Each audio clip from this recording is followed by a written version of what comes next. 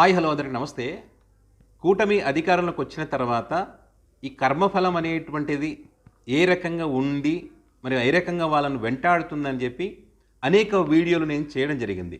ఏదైతే బుడమేరు వరదలప్పుడు ప్రకాశం బ్యారేజ్‌లో వాళ్ళు ఏదైతే జగన్ గారి హయాంలో ఈ పడవలు బోట్లను అడ్డం పెట్టి మరి అమరావతిలోకి నీళ్ళు వచ్చే విధంగా చేశారని చెప్పి జగన్ గారిని గతంలో ఏదైతే కామెంట్ చేశారో వాళ్ళు, మరి వీళ్ళు అధికారంలోకి వచ్చిన కొన్ని రోజులకే మరి చంద్రబాబు నాయుడు గారు కూడా తన ఉన్నటువంటి నివాసాన్ని వదిలిపెట్టి ఎవరైతే వరద బాధితులు వేరు వేరు ప్రాంతాల్లో ఏ రకంగా అయితే ఉంటారో అక్కడ పోయి ఉండాల్సినటువంటి పరిస్థితి వచ్చింది. అవే ప్రకాశం బ్యారేజ్‌లో వీళ్ళు కామెంట్ చేసినటువంటి బోట్ల గురించి చెప్పారు కదా, అవే బోట్లు అడ్డం పడి మరి ఆ రాజధాని ప్రాంతానికి నీళ్ళు వచ్చినటువంటి పరిస్థితి మనం చూసాం. మరి ఇదే కాకుండా పవిత్రమైనటువంటి తిరుమల తిరుపతి దేవస్థానానికి సంబంధించి కూడా అదే రకంగా కామెంట్ చేశారు. తిరుపతి ప్రసాదంలో కల్తీ జరిగిందని చెప్పి వీళ్ళు చెప్పారు. అంటే జగన్ని బదనాం చేయాలని చూశారు. దాని కర్మఫలం ఏ రకంగా వచ్చింది? ఒక తొక్కిసలాట జరిగింది. అంటే వీళ్ళ హయాంలో వీళ్ళ ప్రభుత్వం ఉన్నప్పుడు ఒక తొక్కిసలాట జరిగింది. మరి తొక్కిసలాటలో ఎంతమంది చనిపోయారో మనం చూసాం కదా. అంటే వీళ్ళు చేసినటువంటి తప్పే కదా. ఎంత బదనాం అయ్యారు వీళ్ళు. సో అదొకటి. గోవులకు సంబంధించి మరి అదేవిధంగా సింహాద్రి ఆలయంలో ఇట్లా జగన్ గారికి సంబంధించి ఏదైతే హిందువుల వ్యతిరేకతను వీళ్ళు ఏదైతే చెప్పదలుచుకున్నారో, సనాతన ధర్మాన్ని మేము కాపాడతామని వీళ్ళు ఏదైతే చెప్పారో, మళ్ళీ అదే సనాతన ధర్మం వీళ్ళ అధికారంలోకి వచ్చిన తర్వాత మరి నాశనం అవుతున్నటువంటి పరిస్థితి. దీన్నే కర్మఫలం అంటారు, కర్మ వెంటాడడం అంటారు దీన్నే. సో ఇప్పుడు ఇవన్నీ ఎందుకు చెప్తున్నానంటే, మనం ఒక మంచి పని చేయాలనుకున్నప్పుడు ఆ పనిలో నిజాయితీ ఉండాలి. నిస్వార్థంగా కనుక ఆ పని చేస్తే ఆ పనికి ఆ భగవంతుడి ఆశీస్సులు ఉంటాయి, పంచభూతాల ఆశీస్సులు ఉంటాయి, సహకారం ఉంటుంది, సమాజంలోని మనుషుల సహకారం కూడా ఖచ్చితంగా ఉంటుంది. నీ పనిలో స్వార్థం ఉందనుకోండి, ఖచ్చితంగా మనుషులు సహకారం అందించవచ్చు, డబ్బులు తీసుకోనో లేకపోతే ఇంకోటో జరగవచ్చు. కానీ ఆ భగవంతుడు అనేవాడు ఒకటి చూస్తాడు, ఈ ప్రకృతి అనేటువంటిది ఒకటి చూస్తుంది. ప్రకృతి కోపానికి ఇంకా ఆ ప్రకృతి కోపాన్ని ఎవరు ఆపలేరు, ఆ రకంగా ఉంటుంది. సో ఇప్పుడు చంద్రబాబు నాయుడు గారు వాళ్ళ పార్టీకి సంబంధించి, అంటే టీడీపీ పార్టీకి సంబంధించి మహానాడు కార్యక్రమాన్ని అద్భుతంగా నిర్వహించాలని చెప్పి వీళ్ళు అనుకున్నారు. భారీ ఎత్తున చేయాలని వీళ్ళు అనుకున్నారు. సో వాళ్ళు అనుకోవడంలో తప్పులేదు, అందులో స్వార్థం ఏముంది, వాళ్ళ పార్టీ కదా అని అనుకోవచ్చు మీరు. సో ఇది జగన్ గారి అడ్డా అయినటువంటి కడపలోనే నిర్వహిస్తాం, ఇక్కడ మా సత్తా ఏంటో చూపిస్తాం, జగన్ అడ్డాలోనే జగన్ని దెబ్బ కొడతామని చెప్పి కొంతమంది కామెంట్లు చేశారు. అంటే కావాలని అక్కడ నిర్వహించాలనేటువంటి విధంగా వీళ్ళు ప్లాన్ చేస్తారనేటువంటి చర్చ పొలిటికల్ సర్కిల్లో గట్టిగానే జరిగింది. మరి ఇప్పుడు నిర్వహించేటువంటి పరిస్థితి ఉందా అంటే లేదు, ప్రకృతి సహకరించేటువంటి పరిస్థితి లేదు.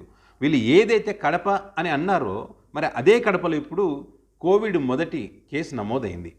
మరి ఆ కోవిడ్ మొదటి కేసు నమోదైన తర్వాత మరి వీటికి సంబంధించి కొన్ని రూల్స్ ఉంటాయి కదా కోవిడ్ దీనికి సంబంధించి.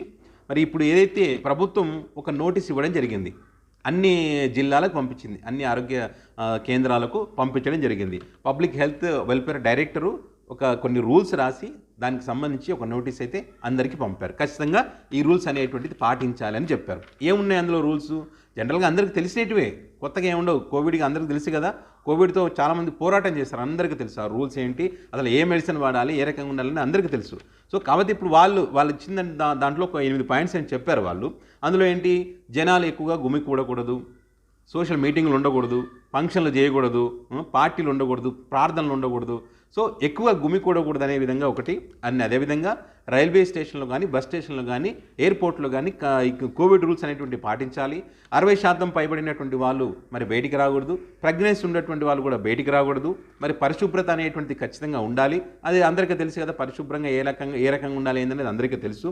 అదేవిధంగా మాస్కులు కానీ ఏదైనా సిమ్టమ్స్ వస్తే ఖచ్చితంగా హాస్పిటల్కి వెళ్ళడం, డాక్టర్ని సంప్రదించి చికిత్స చేయించుకోవడం, అలాంటి విషయాలకు సంబంధించి కానీ దగ్గు, జ్వరము, ఒళ్ళ నొప్పులు, గొంతు ఇన్ఫెక్షన్ ఇట్లాంటి ఏమున్నా కూడా హాస్పిటల్కి వెళ్ళాలని చెప్పి మరి వీటన్నిటికి సంబంధించి ఒక నోటీస్ అయితే ఇవ్వడం జరిగింది. సో మరి ఇప్పుడు ఏదైతే కడపలో మొదటి కరోనా కేసు నమోదైంది, మరి వీళ్ళు కడపలో తలపెట్టాలని చెప్పి ఏదైతే అనుకున్నారో మరి ఇప్పుడు తలపెట్టేటువంటి అవకాశం ఉందా? లేదు. మరి వీళ్ళు చెప్పినటువంటి రూల్స్ మరి వాళ్ళ మహానాడు కూడా వర్తిస్తాయి కదా. మరి అక్కడ భారీ ఎత్తున జన సమీకరణ చేయాలని వీళ్ళు ఏదైతే అనుకున్నారో మరి అక్కడ జరిగేటువంటి పరిస్థితి ఉంటుందా?